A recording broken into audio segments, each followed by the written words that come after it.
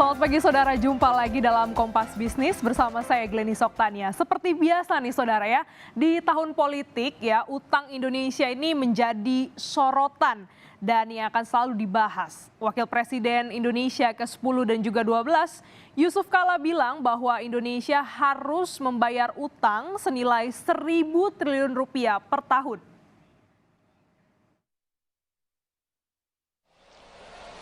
Ekonomi ada masalah dalam negeri luar negeri. Tadi saya bicarakan utang, Pak Mas Haye tadi mengatakan utang besar, ya betul. Setahun bayar bunga dan utang lebih 1.000 triliun. Terbesar dalam sejarah Indonesia sejak merdeka. Tentu saya juga berada dalam soal itu, walaupun. Tetapi kita bisa berbuat. Nah, saudara, benarkah Indonesia setiap tahun membayar utang 1.000 triliun rupiah? Kita recheck dulu gimana datanya dari angka yang dirilis dan dihitung oleh Kementerian Keuangan. Pertama kita akan lihat sebenarnya berapa sih posisi utang yang dimiliki oleh Indonesia. Saat ini saudara kita lihat ini dia angkanya dan juga datanya. Posisi utang Indonesia ada di angka 7.849,89 triliun rupiah. Jika dilihat dari rasionya terhadap PDB, posisi utang Indonesia terhadap PDB adalah 38,15%. Utang ini terdiri dari penerbitan surat utang negara dan juga kredit. Ya, kita lihat surat berharganya itu ada sekitar 7.000 triliun rupiah dan juga pinjamannya sekitar 842 triliun rupiah.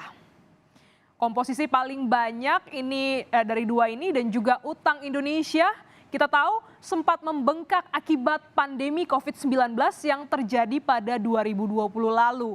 Namun di tahun ini berangsur turun dan bisa dilihat dari angka rasionya yang dalam tren penurunan sejak April 2022. Saat itu rasio utang terhadap PDB ada di angka 39,09%. Dalam Undang-Undang Batas Aman Utang Pemerintah ini adalah maksimal 60% dari PDB. Sementara komposisinya adalah sebagai berikut. Kita lihat dengan nilai utang yang tadi pemerintah punya dua kewajiban yaitu pokok cicilan dan juga bunga utang. Sederhananya nih saudara ya, kalau kita ngambil cicilan mobil ataupun KPR di dalam hitungan pokok bunga ini juga ada pokok utang dan juga beban bunga yang harus dibayarkan. Sama, utang pemerintah juga harus demikian. Kita lihat dulu angka terkecilnya yaitu pokok utang atau cicilan. Kami pakai data 3 tahun yang bersumber dari Nota Keuangan beserta APBN 2023. Pemerintah nih ya harus di tahun 2021 lalu membayar pokok cicilan senilai 83,6 triliun rupiah. Dan ini adalah bagian dari total utang yang kami sebut di awal. Ada utang yang jatuh tempo seperti surat berharga negara dan ada juga utang dari kredit. Angka tiap tahunnya ini berbeda karena utang yang ditarik tiap tahun juga berbeda. Apa konsekuensi jika negara punya utang? Ya tentu saja paling di depan mata adalah bunga utangnya ini.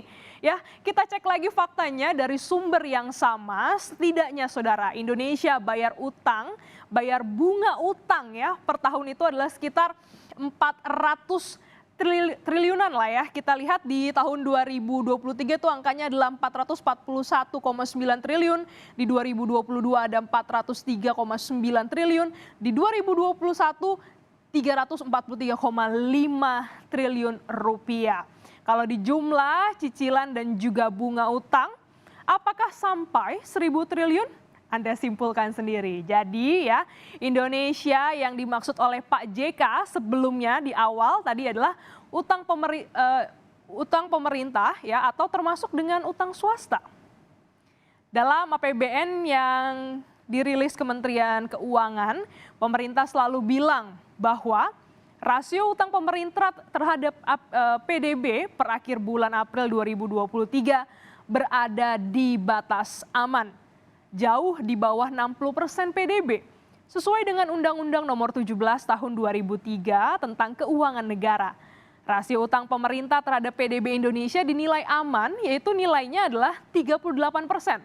Karena kalau dibandingkan dengan negara maju seperti Amerika, jauh sekali saudara ya. Amerika nih ya, rasio utang terhadap PDB-nya adalah 125%. Banyak banget ya. Tetangga kita, Malaysia 69%, Thailand 61%. Dan memang nih ya, Indonesia ini lebih rendah. Tapi yang namanya utang tetap perlu diwaspadai ya. Kita ambil contoh misalnya kita punya gaji 2 juta. Kalau 400 ribunya cuma buat bayar utang, sisanya buat kebutuhan pokok. Kalau sakit, pasti terseok-seok juga. Kondisi individu ini sama persis yang dihadapi Indonesia saat pandemi tiba-tiba datang. Soal utang, Menteri Keuangan Sri Mulyani mengatakan pemerintah mulai mengantisipasi kenaikan suku bunga Bank Sentral Amerika yang sudah pasti akan memengaruhi utang Indonesia. Pemerintah mengklaim akan tetap berhati-hati mengelola utang lewat pembiayaan dalam negeri dibanding luar negeri.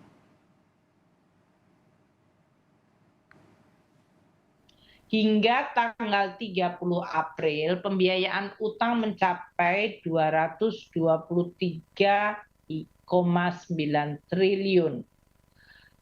Penerbitan utang sampai dengan akhir April mencapai 243,9 triliun.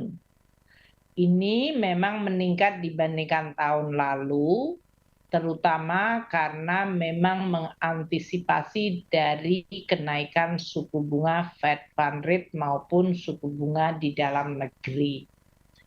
Dari total SBN 240 triliun dalam hal ini adalah 35% dari APBN.